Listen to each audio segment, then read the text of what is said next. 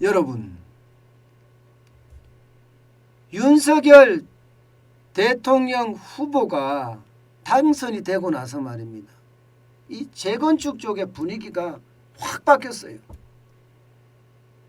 아마 이재명 더불어민주당 대통령 후보가 대통령으로 당선이 됐어도 비슷한 분위기일 거예요.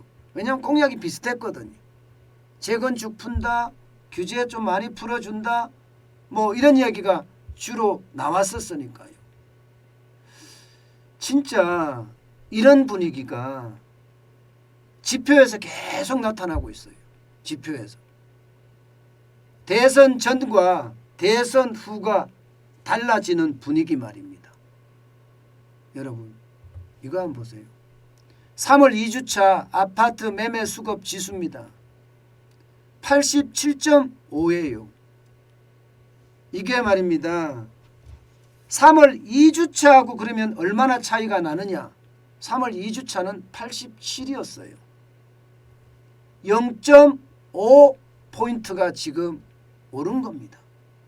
이 말은 결국은요, 매매 수급 지수가 올랐다 이 말은요, 사자세가 더 강해졌다 이 말하고 똑같습니다. 물론 이게 87.5니까 100도 안 되는데 무슨 사자가 강해졌느냐, 그렇게 말씀하시는 분들도 있을 거예요. 100이 기준점이니까 100이 됐을 때 사자 심리와 팔자 심리가 똑같아지는 거라는 거예요. 똑같아지는. 지금 현재 87.5면은 이게 결국은 지금 현재는 팔자 심리가 강한 거예요. 팔자 심리가. 그죠? 팔자 심리가 강한. 100미치니까. 그런데 0.5포인트가 올랐다. 이 말은 여기에서 사자 심리가 조금 강해졌다. 이런 얘기입니다. 실제로도 말입니다. 지표가 뭔가 우상향의 기운이 보입니다. 2월 첫째 주만 하더라도 88.7이었거든요. 둘째 주는 87.8이었고요. 그렇게 떨어지다가 2월 넷째 주에는 86.8까지 떨어지더니 3월 첫째 주에는 87로 올라섰거든요. 87로. 그리고 3월 셋째 주에는 87.5로 올라섰습니다. 그러니까 심리 자체가 뭔가 터닝 포인트를 맞았다. 터닝 포인트를 맞아서 우상향의 기운이 있다. 이렇게 해석할 수가 있죠. 우상향의 기운이 있다.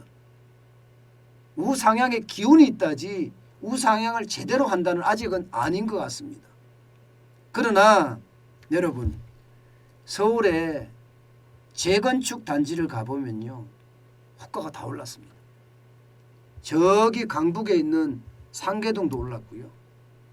저기 양천구 쪽, 동쪽에 있는 양천구 목동 아파트도 올랐고요. 강남 아파트도 오르고 있습니다. 강남 아파트도. 대치동도 그렇고요. 잠실에 있는 잠실 주공 5단지도 그렇고요. 뭔가 기운이 재건축 단지 중심으로 실제로 달라지고 있습니다.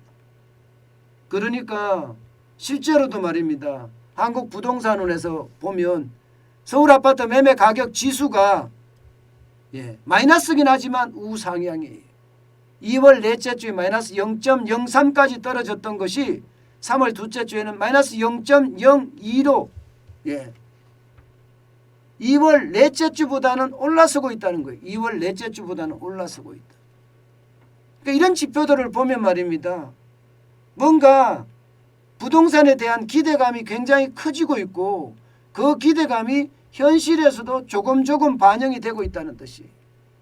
심리라는 것은 기대감일 수 있잖아요. 기대감, 그죠? 그러나 이 매매 가격 지수는 현재거든요. 현재는 아직은 마이너스 0.02라고 이야기하지만 달라지는 모양새가 나온다. 이런 얘기입니다. 달라지는 모양새가 나온다. 저는 여러분, 부동산 시장은 분명하게요, 사자 심리가 조금 강해지는, 그러나 100이 안 되기 때문에 이게 쉽게 말하면 가격이 오를 정도로 뭔가 확 달라지는 분위기는 아니다. 분명한 것은 사자 심리가 조금씩 강해지는 것은 사실이다. 뭐 이 정도로 지표로는 해석할 수 있다는 것 우리가 기억해 둘 필요가 있을 것 같습니다. 그만큼 말입니다. 부동산에는 뭔가 훈풍이 부는 그런 조짐이 보여요. 어떻게 생각하면 이것은요, 여러분 굉장히 안타깝습니다. 안 그래도 문재인 정부 5년 동안 집값이 2배나 올라서 청년들이 자괴감에 빠져 있는데 또다시 오른다는 징후가 보인다는 사실이 또 청년들에게 아니 무주택자들에게 자괴감을 또 심어주지 않을까 솔직히 좀 걱정이 되는 부분이에요. 그래서 그 어느 때보다 이게 공급을 굉장히 쇼크 수준으로 해서 집값을 떨어뜨리는 노력 반드시 저는 필요해 보인다고 생각을 합니다. 그 어느 때보다 무주택자의 서름들 또 청년들의 어떤 자괴감을 한꺼번에 풀어줘야 되는 것 아닐까요? 저는 그렇게 생각해 봅니다.